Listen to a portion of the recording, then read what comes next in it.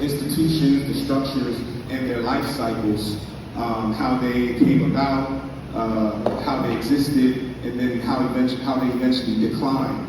You know, what can we learn from studying those structural, institutional, organizational life cycles?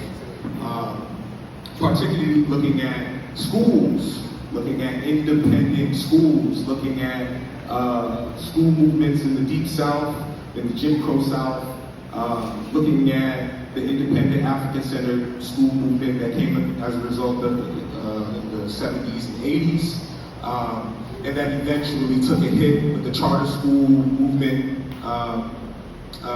and we're seeing a resurgence with independent African-centered education. So we're looking at that sector of Black movement activity to try to make an analysis about how do we institution build. Because a lot of people talk about we need institutions, you kind of hear that word over and over and over, but you don't hear a lot about how they should be built, how they should be constructed, right?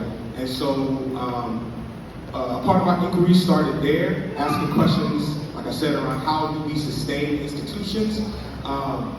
And one of the things, and this is not set in stone, this is not any final conclusion, but one of the things we were looking at is what you could call the posture of these institutions, right? Them labeling themselves as independent, right? You know, what does that mean to be an independent institution, right?